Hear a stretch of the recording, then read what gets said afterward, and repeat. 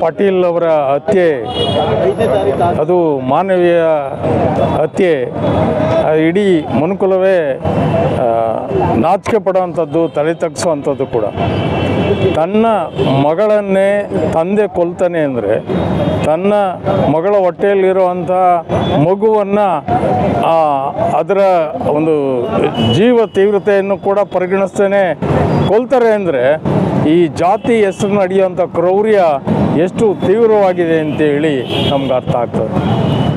ಈ ಜಾತಿ ಹೆಸರು ನಡೆಯುವಂಥ ಹತ್ಯೆ ಮಾಡುವಷ್ಟು ಕ್ರೌರ್ಯ ಯಾಕೆ ಇತ್ತೀಚೆಗೆ ಜಾಸ್ತಿ ಆಗ್ತಾ ಇದ್ದಾವೆ ಅನ್ನೋದನ್ನು ಕೂಡ ನಾವು ಯೋಚನೆ ಮಾಡಬೇಕು. ಅದು ನಾವು ಗಮನಿಸಿದಾಗ 2 ಕಾರಣಗಳಿಂದ ಇವು ಜಾಸ್ತಿ ಆಗ್ಬೋದು. ಮೊದಲಿಂದಲೂ ಜಾತಿ ವ್ಯವಸ್ಥೆ ಇದೆ, ಜಾತಿ ವೈಷಮ್ಯಗಳಿದೆ, ಆಮೇಲೆ ಪ್ರೇಮ ವಿವಾಹಗಳು ಕೂಡ ಆಗ್ತಾ ಇದ್ದಾವೆ, ಏನು ನಿಂತಿಲ್ಲ.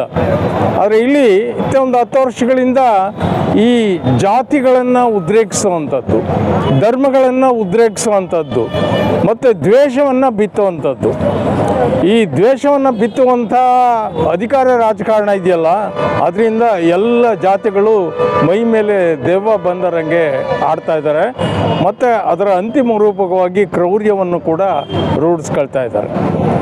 2ನೇ ಕಾರಣ, ಈ ಎಲ್ಲ ಮನುಷ್ಯರು ನಮ್ಮ ಆಡಳಿತ ನಡೆಸುವಂಥ ಈ ಆಡಳಿತ ವ್ಯವಸ್ಥೆ ಮತ್ತು ಪ್ರಭುತ್ವಗಳು ಇದ್ದಾವೆ, ಸರ್ಕಾರಗಳು, ಅವು ಕೂಡ ಈ ಥರ ಜಾತಿ ಧರ್ಮದ ಉನ್ಮಾದಕ್ಕೊಳಗಾಗಿ ಯಾರ ಮೇಲೆ ಕ್ರಮ ತಗೊಂಡ್ರೆ ಯಾವ ಜಾತಿ ಓಟ್ ನನಗೆ ಬೀಳಲ್ವೋ ಅನ್ನೋ ಥರದ ಈ ಸಂದಿಗ್ಧತೆಯಲ್ಲಿ ಈ ಇಡೀ ಆಡಳಿತ ವ್ಯವಸ್ಥೆ ಯಾರು ಅಪರಾಧ ಮಾಡಿದವರಿಗೆ, ತಪ್ಪಿತಸ್ಥರಿಗೆ ಹಿಡಿದು ಶಿಕ್ಷೆ ಕೊಡಬೇಕಾಗಿತ್ತೋ ಆ ಒಂದು ಆಡಳಿತ ವ್ಯವಸ್ಥೆನೇ ಇಲ್ಲಿ ತುಂಬ ದುರ್ಬಲ ಆಗಿದೆ ಅಂತ ಹೇಳಿ ಕಾಣ್ತದೆ.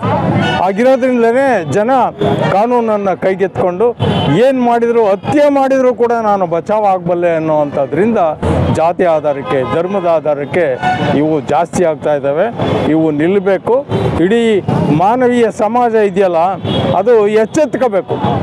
ಈ ರಾಜಕಾರಣಿಗಳ ಈ ಆಟಗಳು ಅಥವಾ ಈ ಜಾತಿ ಧರ್ಮಗಳನ್ನು ಉದ್ರೇಕ ಮಾಡುವಂಥ ನಾಯಕರುಗಳು ಇವರೆಲ್ಲರೂ ಕೂಡ ಎಲ್ಲಿಗೆ ಈ ಮನುಷ್ಯರನ್ನು ತಗೊಂಡೋಗ್ತಾ ಇದ್ದಾರೆ, ಎಲ್ಲಿಗೆ ಮನುಷ್ಯರನ್ನು ತಗೊಂಡೋಗಿ ಕೊಲೆಗಡಕ ಸಮಾಜವನ್ನು ನಿರ್ಮಾಣ ಮಾಡೋದ್ರ ಕಡೆ ಹೋಗ್ತಾ ಇದ್ದಾರೆ.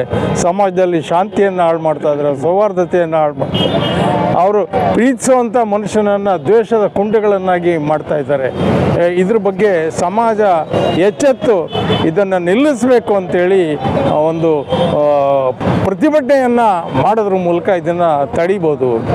ಹಾಗೆಯೇ ಒಟ್ಟಾರೆ ಇದು ಬರೀ ನಮ್ಮ ಕರ್ನಾಟಕದಲ್ಲಿ ನಡೀತಾ ಇಲ್ಲ, ಇಡೀ ದೇಶಾದ್ಯಂತ ಈ ಥರದ ವ್ಯವಸ್ಥೆಯನ್ನು ನಾವು ನೋಡ್ತಾ ಇದ್ದೇವೆ. ಜಂಗಲ್ ಆ ಥರ ಯಾರು ಮನಸ್ಸಿಗೆ ಏನು ತೋಚುತ್ತೋ, ಯಾವ ಗುಂಪಿಗೆ ತೋಚುತ್ತೋ ಅದನ್ನು ಮಾಡ್ತಾ ಹೋಗ್ತಾರೆ, ಅವ್ರಿಗೆ ಶಿಕ್ಷೆ.